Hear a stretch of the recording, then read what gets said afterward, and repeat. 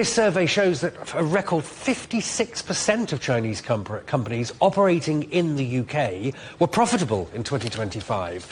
What factors have driven this strong performance, do you think, John?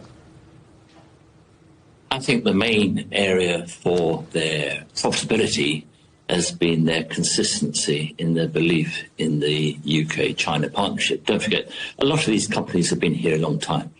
But what started to change is because of the improvement in the relationship between our two countries, investment, whether it be by their way of cash or employees or kind of growth per se, has actually started to generate a better return. And that better return has encouraged the offices of their companies based in China to invest more. But I think, as in life, as you've spoken earlier on the programme, it has been one of confidence. Confidence and sentiment has changed. Therefore, if you believe that you can move forward and you have the kind of dialogue in place, then you are far more comfortable and you're willing to take risks or look at the options for further investment.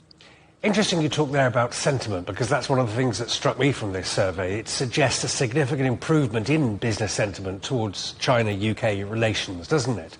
Why do you think that's happened? Why do you think perceptions have changed dramatically over the past year? Well, it's not so much over the last year. It is probably since July 2024 when the government changed. They had a more open attitude towards China and they wanted to overtly engage with China.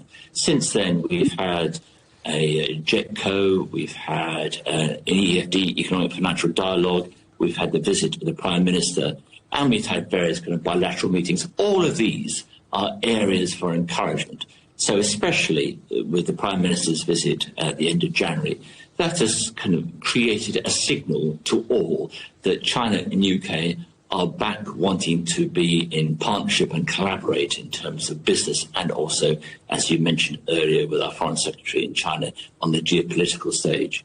So sentiment plays an important part. And once you've got sentiment, you have the confidence and then you actually start to move forward.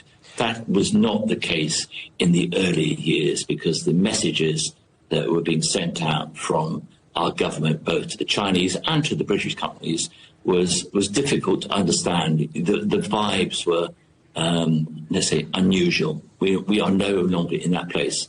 We have a structured dialogue in place which will encourage others to actually come to the UK. John McClean, thank you very much indeed for that.